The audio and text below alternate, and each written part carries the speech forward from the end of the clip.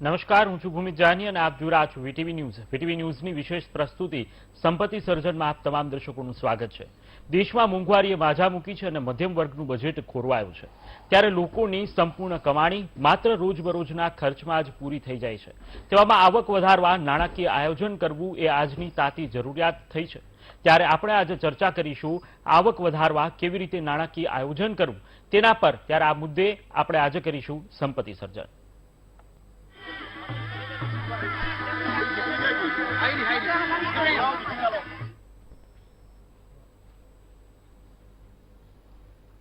તો જે પ્રકારે મોંઘવારીએ માજા મૂકી છે અને દિન પ્રતિદિન જે ખર્ચાઓ છે તે વધી રહ્યા છે, ત્યારે આમ આદમીની વાત કરીએ તો તેમના માટે ક્યાંક ને ક્યાંક અત્યારે આવક ઓછી છે અને ખર્ચા વધારે છે. આ બધા વચ્ચે વિષય ચર્ચાનો એ છે કે આવક જ્યારે ઓછી થઈ રહી છે, ખર્ચાઓ વધી રહ્યા છે, તેવામાં નાણાકીય આયોજન કેવી રીતે કરવું જેથી કરીને એક બેલેન્સ્ડ લાઈફ જીવી શકાય અને કહેવાય કે ભવિષ્યના જે ખર્ચાઓ છે તેને આપણે નિર્ધારિત કરી શકાય. અને આના માટેની જે આજે વિશેષ ચર્ચા છે તે આપણે કરી રહ્યા છીએ. ત્યારે આપણી સાથે ચર્ચા કરવા માટે રવિ દિયોરા કે જેઓ રિસર્ચ હેડ છે કુંવરજી ગ્રુપ, અને તેમજ મારી સાથે વિરલ મહેતા કે જેઓ વેસ્ટ ઝોન હેડ લક્ષ્મીશ્રી ઇન્વેસ્ટમેન્ટમાંથી આ બંને મહાનુભાવો જોડાયા છે. આ બંનેનું સ્વાગત છે. રવિભાઈ, આપને પ્રથમ પ્રશ્ન પૂછવા માંગીશ.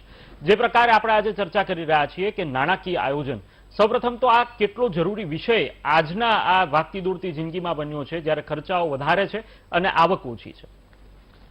જરૂરથી અત્યારે જો માર્કેટનો મહત્વનો પ્રશ્ન છે કે ઇકોનોમીનો મહત્વનો પ્રશ્ન છે એ આર્થિક બાબતોને લઈને છે.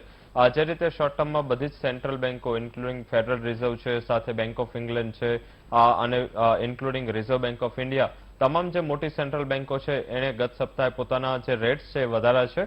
બેંક ઓફ ઓસ્ટ્રેલિયાએ પણ પોતાના રેટ છે એ વધાર્યા છે. તો આ સેન્ટ્રલ બેન્કો જ્યારે પોતાના રેટ વધારી રહી છે ત્યારે મહત્વનો પ્રશ્ન એ છે કે જે અત્યાર સુધી જે ઇકોનોમીને લિક્વિડિટી હતી, ઇકોનોમીમાં જે નાણાકીય તરલતા હતી, એ તરલતા અત્યાર સુધી સસ્તી હતી. હવે આ નાણાકીય તરલતા એટલે કે જે લિક્વિડિટીની પોઝિશન છે એ ઘણી હવે મોંઘી થશે. અત્યાર સુધી નાણાકીય તરલતા બહુ સારી હતી, માર્કેટમાં અવેલેબિલિટી હતી લિક્વિડિટીની, અને એના જ હિસાબે જો તમે છેલ્લા 2 વર્ષમાં કોઈ પણ કોમોડિટી હોય, ઇક્વિટી હોય અને સાથે સાથે મ્યુચ્યુઅલ ફંડ્સ હોય, તમામનું રિટર્ન ઘણું સારું આવ્યું. કારણ કે આટલી બધી લિક્વિડિટી સેન્ટ્રલ બેન્કોએ આપી હતી આ કોવિડમાંથી ઉગારવા માટે. પરંતુ હવે આ બધી સેન્ટ્રલ બેન્કો ધીમે ધીમે પોતાની લિક્વિડિટી પાછી ખેંચી અને બેલેન્સ શીટ એની સ્ટ્રોંગ કરી રહી છે. તો આવા સમયે હંમેશા ફાઇનાન્શિયલ પ્લાનિંગ છે એ ઘણું ઇમ્પોર્ટન્ટ હોય છે કે મારું એટલીસ્ટ જ્યારે ત્યારે આવો કપરા કાળ હોય છે, જ્યારે આવી પરિસ્થિતિ ઊભી થાય, અને ઓલવેઝ જે ટ્રાન્ઝિશન છે કે જે લિક્વિડિટીનું ટ્રાન્ઝિશન છે હંમેશા ઇકોનોમીને હર્ટ કરતું હોય છે.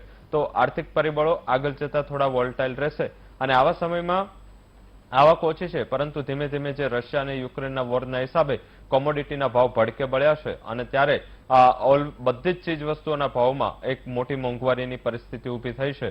હવે આવકના સ્ત્રોત એટલા નથી વધતા જેટલી અત્યારે મોંઘવારી વધે છે. તો એ ટાઈમે કોઈનો પણ ઉદ્દેશ એવો હોવો જોઈએ કે એટલીસ્ટ જે મોંઘવારી છે એના કરતા મારું રિટર્ન વધારે આવે.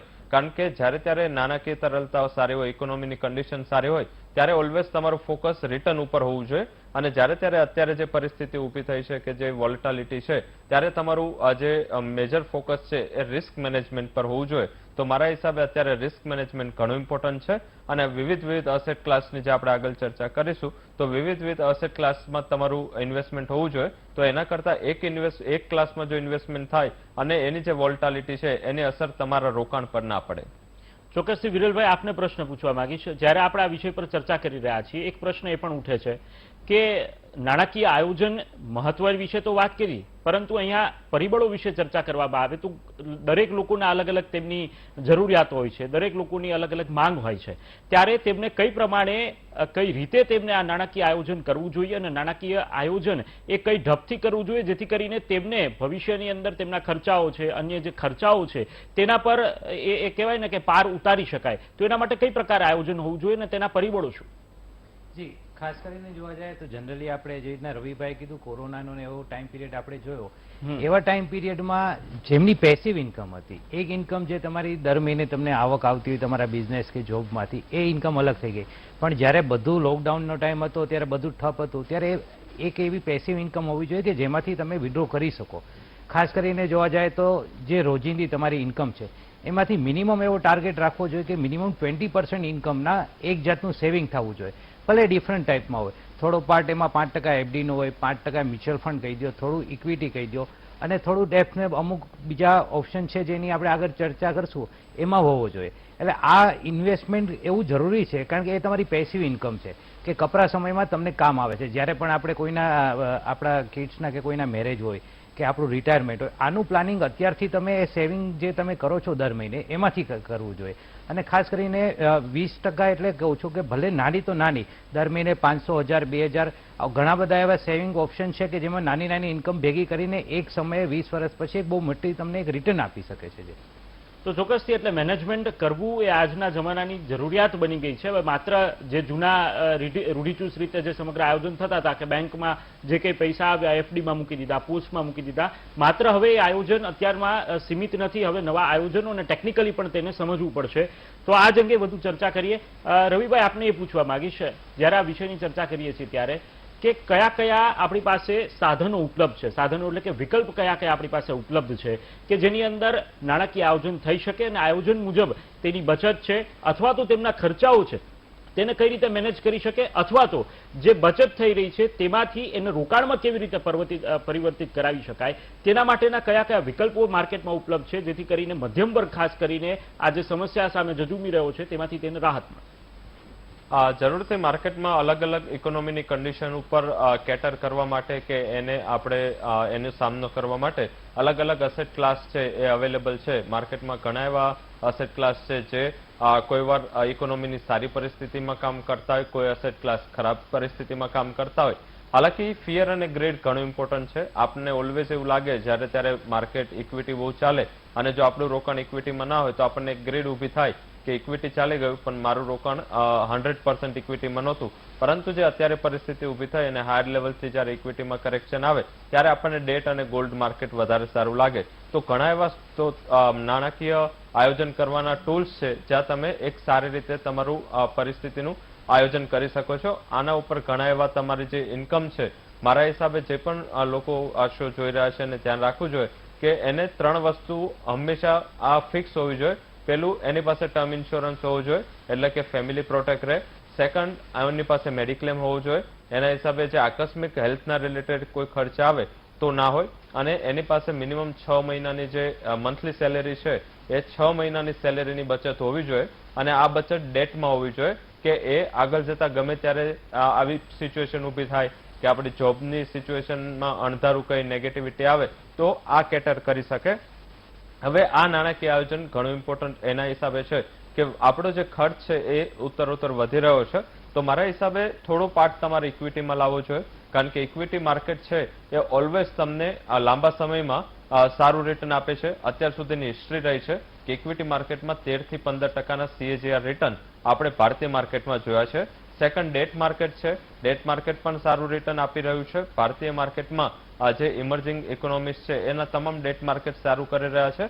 અને તમને ભલે ઇક્વિટીમાં FIS નો તમને આઉટફ્લો દેખાય પણ ડેટ માર્કેટમાં આટલો હેવી આઉટફ્લો FIS નો નથી કારણ કે ભારતમાં જે ડેટનું રિટર્ન છે એ સાપેક્ષ ચાઇનાને છોડીને આપણું ઘણું સ્ટ્રોંગ રિટર્ન છે. તો ડેટ માર્કેટમાં પણ આપણું ઇન્વેસ્ટમેન્ટ હોવું જોઈએ. આ ઉપરાંત સોનામાં પણ ઇન્વેસ્ટમેન્ટ હોવું જોઈએ. આપણે ડેફિનેટલી બધા હાઉસ હોલ્ડ પાસે સોનું હશે પરંતુ એઝ એ ઇન્વેસ્ટમેન્ટ સોનામાં અત્યારે ઘણા એવા સ્કોપ છે જ્યાં તમે ડિમેટમાં પોતાના સોનું રાખી શકો છો અને એના ઉપર સિક્યોરિટીનો કોઈ ખર્ચ નથી, એના ઉપર તમને વાર્ષિક ઇન્ટરેસ્ટ પણ મળે છે. તો આઈ થિંક ત્યાં તમારે ફોકસ કરવું જોઈએ. અને મ્યુચ્યુઅલ ફંડ્સમાં પણ તમારે હોવું જોઈએ. તો આ રીતે ઘણા એવા વિકલ્પો છે જ્યાં તમે માર્કેટની કન્ડિશન, ઇકોનોમીની કન્ડિશન ઉપર તમે રોકાણ કરી અને તમારું જે પણ પોતાની આવક છે, પોતાની જે પણ સંપત્તિનું તમે અત્યાર સુધી સર્જન કર્યું છે એ આગળ જતા એ સર્જન ટકી રહે. મેજરલી સંપત્તિ સર્જન થઈ અને એને ટકાવવું ઘણું મુશ્કેલ છે માર્કેટમાં. ધારો કે તમે આજે તમારા બેંક FDમાં રોકાણ હોય અને તમને 6%નું વાર્ષિક ઇન્ટરેસ્ટ મળતો હોય, સામે ઇન્ફ્લેશન 8% ચાલતું હોય તો તમે તો 2%નો લોસ કરો છો. ધારો કે ઘણીવાર શું થાય કે આપણે ઘરે રોકાણ પહેલા એવું હતું કે ઘરે પૈસા રાખી મૂકતા કે પછી સેવિંગ એકાઉન્ટમાં આપણા પૈસા હોય તો એમાં રિટર્ન કંઈ નથી આવતું. પરંતુ જે રીતે 8%, 7% જે વાર્ષિક ઇન્ફ્લેશન વધી રહ્યું છે, તમારા 10 વર્ષમાં પૈસા એમને અડધા થઈ ગયા એવું માનવું. તો મારા હિસાબે આયોજન કરી અને અલગ અલગ અસેટ ક્લાસમાં લગાવવું જોઈએ કારણ કે પૈસા જો ફરશે નહીં તો એ આગળ રિટર્ન જનરેટ નહીં કરી શકે. તો મારા હિસાબે તમારા જે ફાઇનાન્શિયલ એડવાઇઝર્સ હોય એનું એકવાર નિર્દેશ અને તમારા ઇન્કમના સ્ત્રોત જે પણ છે અને લેવલ છે એ જોઈને તમારે ફાઇનાન્શિયલ પ્લાનિંગ કરવું ઘણું મહત્વનું છે. ચોક્કસથી તો ફાઇનાન્શિયલ પ્લાનિંગ ઉપર જ્યારે જ આ વાત થાય છે ત્યારે અનેક પરિબળો મહત્વના હોય છે. માત્ર એક શેર બજારમાં ઇન્વેસ્ટ કરી દીધું એટલે કે શેર્સમાં ઇન્વેસ્ટ કરી દીધું કે માત્ર કોઈ મ્યુચ્યુઅલ ફંડમાં ઇન્વેસ્ટ કરી દીધું, આ એક સંપૂર્ણતઃ જે ફાઇનાન્શિયલ મેનેજમેન્ટ હોય તે પરિપૂર્ણ નથી થતું, પરંતુ અલગ અલગ સેક્ટર અને અલગ અલગ વસ્તુઓની અંદર રોકાણ કરવું જોઈએ જેથી કરીને તબક્કાવાર તેનું સારું રિટર્ન મળી શકે. વિરલભાઈ, આપની પાસે આવવા માંગીશ. ગોલ્ડની વાત થઈ અને ઇક્વિટીની વાત થઈ, પરંતુ ઇક્વિટી સાથે સાથે ક્યાંક ને ક્યાંક મ્યુચ્યુઅલ ફંડ્સની વાત કરીએ, આઈપીઓની વાત કરીએ તો આ પણ ઘણા બધા એવા માધ્યમો છે કે જેના કારણે લોકો પોતાની બચત છે તેને પોઝિટિવ રીતે આની અંદર રોકાણ કરે તો તેનું સારું રિટર્ન મેળવી શકે. તદુપરાંત તેને જ્યારે કોઈ કહેવાય કે આકસ્મિક ખર્ચ આવે છે, જેમ કે કોરોનાની વાત કરી, કોરોના સિવાય અનેક ઘરમાં એવી પરિસ્થિતિ સર્જાતી હોય છે કે જ્યારે તેમની પાસે સેવિંગ હોય તે સંપૂર્ણ એમને એની પાછળ ખર્ચ કરી દેવું પડતું હોય. તો આ પરિસ્થિતિમાંથી પસાર ન થવું પડે તેના માટે કઈ પ્રકારનું પ્લાનિંગ હોવું જોઈએ અને તેના માટે ઇક્વિટીનું માધ્યમ કે પછી મ્યુચ્યુઅલ ફંડ્સ અને આઈપીઓનું માધ્યમ એ કઈ રીતે સર્વશ્રેષ્ઠ છે? જી, ત્રણેય માધ્યમ બહુ સરસ છે, કારણ કે ખાસ કરીને મ્યુચ્યુઅલ ફંડ એવી વસ્તુ છે, જો તમને શેર બજારમાં બહુ કંઈ નોલેજ ન હોય તો જાતે કોઈ શેર સિલેક્ટ ન કરી શકતા હો અને બહુ નોલેજ ન હોય તો તમે મ્યુચ્યુઅલ ફંડનું માધ્યમ લઈ શકો છો. મ્યુચ્યુઅલ ફંડ એવી વસ્તુ છે કે એક એસઆઈપી એમાં એક આવે છે કે જે સિસ્ટમેટિક ઇન્વેસ્ટમેન્ટ પ્લાન જેને કહેવાય છે. એક બહુ નાની એમાઉન્ટ 500 રૂપિયાથી લઈને તમે એમાં ઇન્વેસ્ટમેન્ટ કરો દર મહિને 500 રૂપિયા એના મલ્ટિપલમાં, અને એમાં પણ ઘણા બધા અલગ અલગ ડાયવર્સિફિકેશન ફંડ હોય છે, જેમાં એમ કહેવાય કે લાર્જ કેપ છે, મિડ કેપ છે અને સ્મોલ કેપ છે. આ ત્રણેય ફંડમાં અલગ અલગ રીતે ઇન્વેસ્ટમેન્ટ થઈ શકે છે. એટલે મ્યુચ્યુઅલ ફંડમાં તમે બહુ નજીવી એમાઉન્ટ 500, 1000, 1500, 500ના મલ્ટિપલમાં ઇન્વેસ્ટમેન્ટ કરી શકો છો. આ ઇન્વેસ્ટમેન્ટ એવું છે કે જે કદાચ માર્કેટ કોઈ વાર ડાઉન જાય તો આ ઇન્વેસ્ટમેન્ટ સ્ટોપ ન કરવું જોઈએ, કારણ કે જ્યારે પણ તમે ઇન્વેસ્ટમેન્ટ ચાલુ કરો છો તો માર્કેટ અપ હોય છે ત્યારે પણ ઇન્વેસ્ટમેન્ટ થાય છે, માર્કેટ ડાઉન હોય છે ત્યારે પણ ઇન્વેસ્ટમેન્ટ થાય. એની એક એવરેજ બનીને બહુ સારું એવું રિટર્ન તમને મળી શકે છે. સેમ વસ્તુ આપણે જોવા જઈએ તો આઈપીઓની જે વાત કરી, આ આઈપીઓ એવી વસ્તુ છે કે એક નજીવી એમાઉન્ટ 15,000ની નાની એમાઉન્ટથી તમે ઇન્વેસ્ટમેન્ટ કરી શકો છો આઈપીઓમાં મિનિમમ એપ્લિકેશન. અને મિનિમમ એપ્લિકેશનનો તમને બેનિફિટ એ મળે છે કે આઈપીઓ ઓપન થાય અને લિસ્ટિંગ થાય આ વચ્ચેનો પીરિયડ છે 10 દિવસનો રહે છે. ફંડામેન્ટલી સ્ટ્રોંગ આઈપીઓમાં તમે જો ઇન્વેસ્ટ કરો છો તો પાછળના વર્ષમાં જોયું કે ઘણા બધા એવા આઈપીઓ હતું જેને 5%થી લઈને 50%થી 100% સુધીના રિટર્ન આપ્યા 10 દિવસમાં. એટલે આઈપીઓ એ બહુ સરસ માધ્યમ છે કે નાની એમાઉન્ટનું ઇન્વેસ્ટમેન્ટ કરીને તમે સારું રિટર્ન મેળવી શકો છો. વિરલભાઈ, આઈપીઓની વાત કરી છે એટલે આપને ફરીથી યાદ કરાવવા માંગુ છું અને દર્શક મિત્રોને પણ યાદ કરાવવા માંગુ છું. એલઆઈસીનું આઈપીઓ જેની માર્કેટમાં અત્યારે ખૂબ જ કહેવાય કે માર્કેટ ગરમ છે. એલઆઈસીના આઈપીઓ ભરવા માટે ડીમેટ એકાઉન્ટ્સની સંખ્યાઓ વધી છે અને જે કંઈ સ્ટોક બ્રોકર્સ છે કે જે કંઈ ડીલર્સ છે તેમને ત્યાં કામકાજ પણ અત્યારે વધ્યું છે. તો આપ એ મુદ્દે શું કહેવા માંગશો? ઘણા બધા દર્શક મિત્રોને એલઆઈસીના આઈપીઓને ભરવો પણ હશે અથવા તો તેમને પણ અનેક પ્રશ્નો મૂંઝવતા હશે, પરંતુ આઈપીઓની વાત આવી છે ત્યારે એલઆઈસીના આઈપીઓ વિશે આપનું શું કહેવું છે? જી, એલઆઈસીનો આઈપીઓ બહુ સરસ આઈપીઓ કહી શકાય, કારણ કે અત્યારે જે બૂમ છે ઇન્સ્યોરન્સ સેક્ટરમાં છે. આવનારા વર્ષોમાં ઇન્સ્યોરન્સ સેક્ટરની અવેરનેસ હજી વધારે વધશે અને એલઆઈસી એવું છે કે જેનું બહુ મોટું હોલ્ડિંગ ઇન્સ્યોરન્સ સેક્ટરમાં છે અને એક ગવર્મેન્ટ જેમાં પોતાનું હોલ્ડિંગ ધરાવે છે એ એલઆઈસી છે. હવે એલઆઈસીમાં જ્યારે તમે આઈપીઓમાં ઇન્વેસ્ટ કરો છો તમને તો એમાં ડિસ્કાઉન્ટ ઓફર પણ છે કે તમે પોલિસી હોલ્ડર હો તો તમને 60 રૂપિયા જેવું ડિસ્કાઉન્ટ આઈપીઓના જે શેર પ્રાઇસ છે એમાં મળે છે અને એઝ એ રિટેલ ઇન્વેસ્ટર તમને 45 રૂપિયા જેવું મળે છે. આ આઈપીઓમાં જો તમે ઇન્વેસ્ટમેન્ટ કરો છો અને લોંગ ટર્મ માટેનો વ્યૂ લઈને ચાલો છો તો બહુ સારું રિટર્ન, અને રિટર્ન સાથે આવી બધી જે કંપનીઓ હોય છે એ યરલી બેઝિસ ઉપર જે ડિવિડન્ડ આપે છે એ પણ એક તમારી ઇન્કમનું માધ્યમ હોય છે. એટલે એલઆઈસીનો આઈપીઓ એવું છે કે મારો એમાં આગ્રહ છે કે એક ઇન્વેસ્ટમેન્ટ કરવું જોઈએ, એ લોંગ ટર્મ માટે એક ડિવિડન્ડ પેટે અને એક સારી ઇન્સ્યોરન્સ કંપની છે એટલે એમાં સારું એવું રિટર્ન મળી શકે છે. ચોક્કસથી વિરલભાઈ. દર્શક મિત્રો, આપને અહીંયા એ પણ કહેવા માંગશું કે આની પહેલા જ્યારે અમે શો કર્યો હતો ત્યારે એલઆઈસીના મુદ્દે તમામ વિગતો છે તે આપવામાં આવી હતી, તો આપ એ પણ જોઈ શકો છો. રવિભાઈ, આપની પાસે આવવા માંગીશ.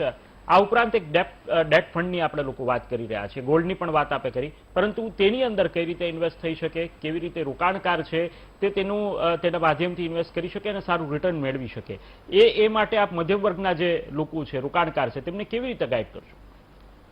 જરૂરથી જો તમને ડેટ માર્કેટનું થોડું નોલેજ છે તો તમે ડાયરેક્ટ ડેટ માર્કેટમાં અપ્રોચ કરી શકો છો, જેમાં તમે બોન્ડ્સ પરચેસ કરી શકો છો. એ ગવર્મેન્ટ બોન્ડ્સ હોય કે પછી કોર્પોરેટ બોન્ડ્સ હોય.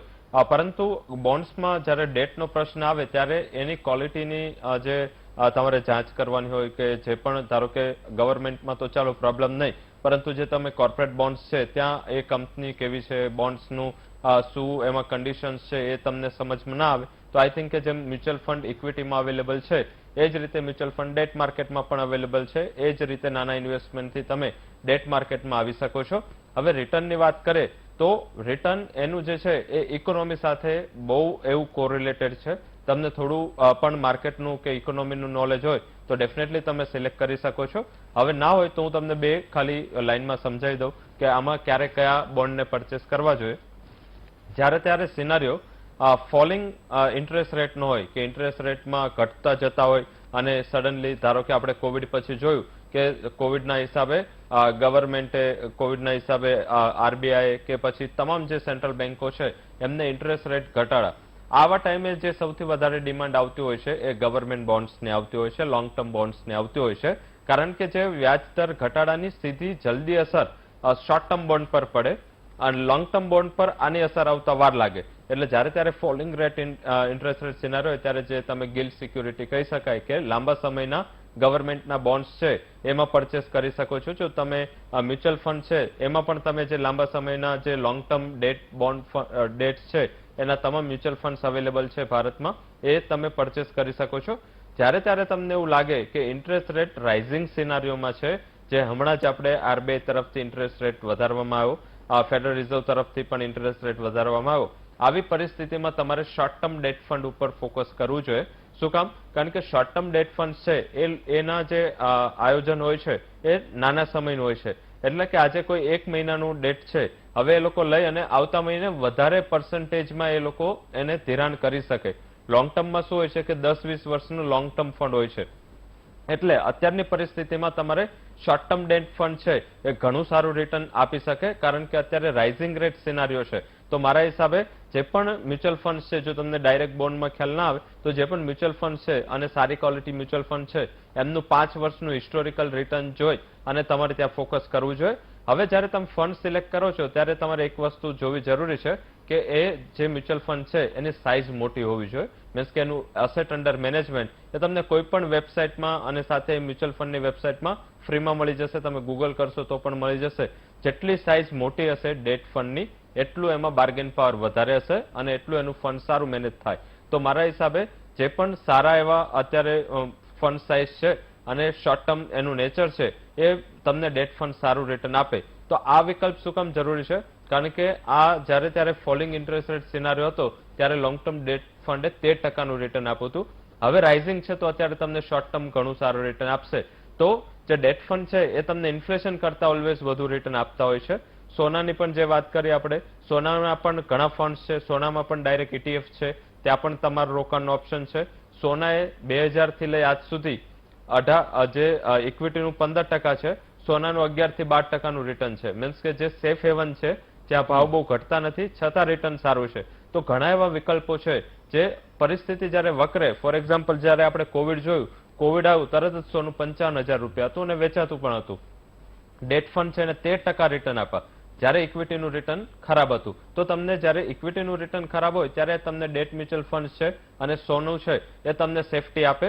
જ્યારે ઇક્વિટી સારું પરફોર્મ કરે ત્યારે આ લોકો માર્કેટ પરફોર્મ કરે તો પણ લોસ નથી કરતા. અત્યાર સુધીની હિસ્ટ્રી રહી છે કે એમાં તમને કોઈ લોસ નથી, પરંતુ તમને ઇક્વિટીનું રિટર્ન સારું હોય તો તમને પર્સન્ટેજ રિટર્ન વધુ મળે. તો મારા હિસાબે આ એક ઘણો સારો વિકલ્પ છે અને અત્યારની પરિસ્થિતિ મુજબ તો હું એવું ચોક્કસ આગ્રહ કરીશ કે જે લોકો ઇક્વિટી ડાયરેક્ટ ઇક્વિટીમાં હોય કે ઇક્વિટી મ્યુચ્યુઅલ ફંડમાં હોય એ લોકો બીજા અસેટ ક્લાસમાં પણ થોડું ધ્યાન રાખે.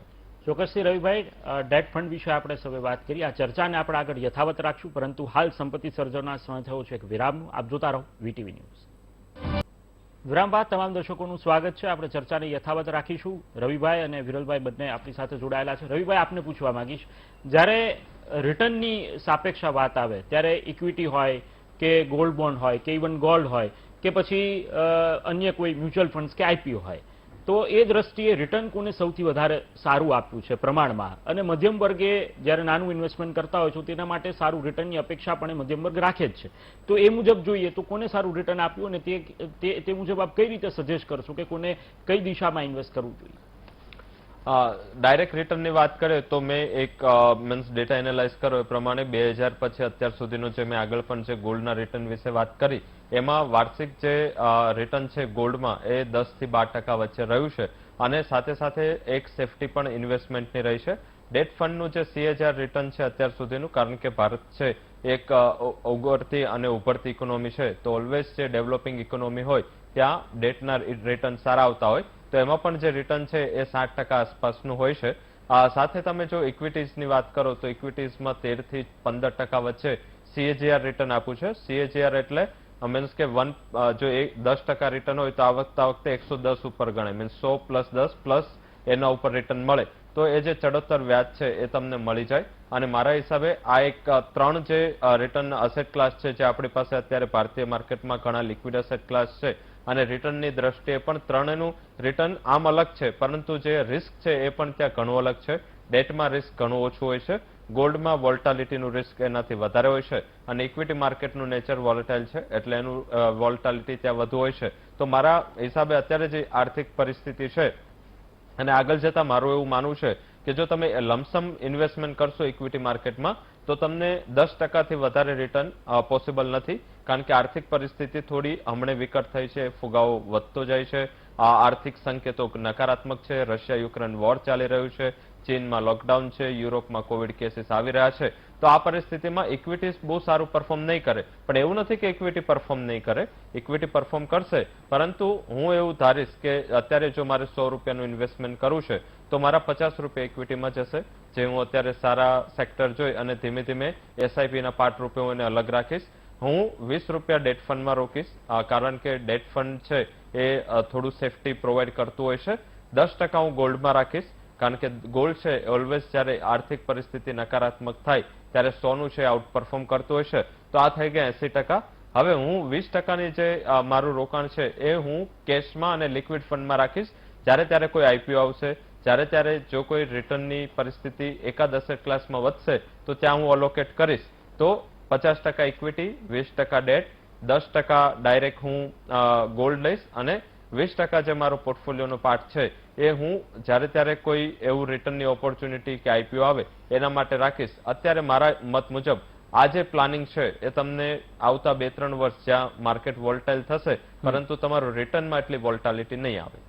ચોક્કસથી વિરલભાઈ, પ્રશ્ન એ પણ ઉઠી રહ્યો છે કે રિટર્નની વાત તો કરી અને કેટલા પ્રમાણમાં કેવી રીતે પોર્ટફોલિયો મેનેજમેન્ટ હોવું જોઈએ તે પણ વાત કરી, પરંતુ જ્યારે ઇક્વિટીની વાત આવે, સ્પેસિફિક ઇક્વિટીની વાત કરી તો તેની અંદર પણ પોર્ટફોલિયો મેનેજમેન્ટ મારા ખ્યાલથી હોવું જોઈએ કે કયા સેક્ટરના કેવી રીતે ઇન્વેસ્ટ કરવું જોઈએ એ સ્પેસિફાઈડ હોવું જોઈએ. તો આપ એ કઈ પ્રકારે ડિસ્ક્રાઇબ કરશો જેથી કરીને દર્શકોને ખબર પડે કે માત્ર કોઈ એક સ્પેસિફિક કંપનીના શેર કે એક સેક્ટર પર ટાર્ગેટ ન કરી શકાય, પરંતુ અન્ય વિકલ્પો પર પણ ચર્ચા કરી શકાય અને તેના કારણે જે સારું રિટર્ન છે તે મેળવી શકાય. આપ એ વાતને કઈ રીતે જુઓ? જી, અત્યારે જોવા જઈએ તો ઘણા વ્યક્તિઓ એવા હોય છે કે બધું ઇન્વેસ્ટમેન્ટ એક જ સેક્ટરમાં કરી રહ્યા છે.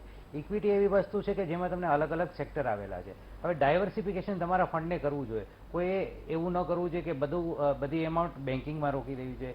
તમારી પાસે 100 રૂપિયા છે તો એને અલગ અલગ રીતે ડાયવર્ટ કરવા જોઈએ. બેન્કિંગ છે, IT સેક્ટર છે, ઇન્સ્યોરન્સ સેક્ટર છે અને ફાર્મા સેક્ટર છે. આવી રીતના દરેક સેક્ટરમાં થોડા 25% કરીને એવી રીતના 100% પૂરા કરવા જોઈએ. એટલે એનો બેનિફિટ એ મળે કે જ્યારે જે સેક્ટર નબળું હોય એની સામે તમારા બીજા 3 સેક્ટર ચાલતા હોય તો એનું રિટર્ન તમને સારું મળે.